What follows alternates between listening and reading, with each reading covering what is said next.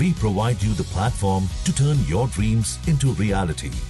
Give wings to your aspirations with KR Mangalam University.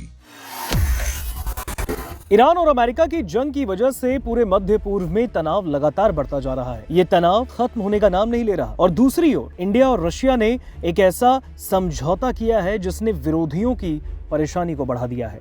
जी हाँ, दरअसल भारत और रशिया ने फरवरी 2025 में एक महत्वपूर्ण लॉजिस्टिक समझौते पर हस्ताक्षर किए थे। ये समझौता जनवरी 2026 से लागू है, जिसके तहत दोनों देश अब एक दूसरे के इलाके में 3000 सैनिक और सीमित तादाद में नौसैनिक जहाज और विमान तैनात कर सकते हैं।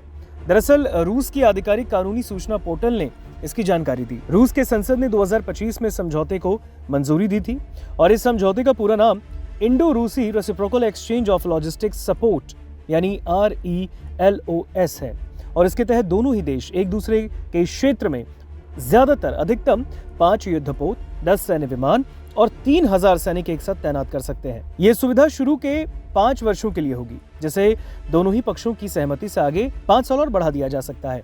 रूसी संसद की अंतर्राष्ट्रीय मामलों की समिति के प्रथम उपाध्यक्ष ने राज्य ड्यूमा में इसकी पुष्टि भी की। ये समझौता दोनों ही देशों के बीच लंबे वक्त से चले आ रहे सैन्य सहयोग को और मजबूत करेगा। खास तौर पर भारत के रूसी मूल के सैन्य उपकरणों की मरम्मत और रखरखाव के लिए बहुत ज्यादा उपयोगी साबित होगा और इससे लंबी अवधि की सैन्य तैनाती भी आसान हो जाएगी। चलिए आपको हम बताते हैं कि आखिर इस समझौते के तहत क्या क्या शामिल है। भारत रशिया पारस्परिक लॉजिस्टिक्स विनिमय समझौता यानी RELOS समझौते में संयुक्त सैन्य अभ्यास, प्रशिक्षण और मानवीय मिशन भी शामिल है। RELOS समझौता का पश्चिम एशिया संघर्ष और यूक्रेन के युद्ध के बीच गहरा महत्व है। न केवल सैन्य कर्मियों और उपकरणों की तैनाती को नियंत्रित करता है, बल्कि लॉजिस्टिक्स का प्रबंधन भी करता है। लॉजिस्टिक्स के आदान प्रदान में प्राप्तकर्ता देश के द्वारा प्रदान की जाने वाली कई विशिष्ट सेवाएं शामिल हैं।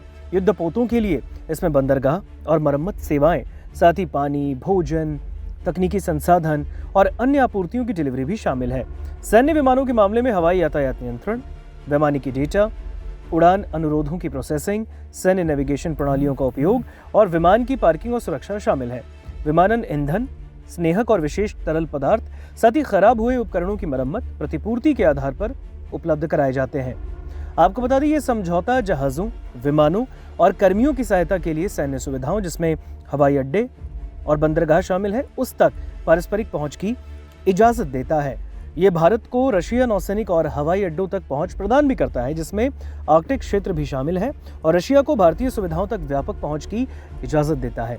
ये समझौता खासतौर से सैन्य टुकड़ियों की तैनाती को कवर करता है, जिससे संयुक्त प्रशिक्षण, आपदा राहत और संयुक्त अभियानों की इजाजत मिलती है। तो कहीं ना कहीं एक और जहां पर ईरान अमेरिका की जंग खत्म होने का नाम नहीं ले रही, ईरान और अमेरिका एक दूसरे को बैकफुट पर लाने के लिए पूरी कोशिश कर रहा है, तो दूसरी ओर भारत और रशिया के बीच का ये समझौता अब विरोधियों की परेशानी का सबब भी बन जाएगा।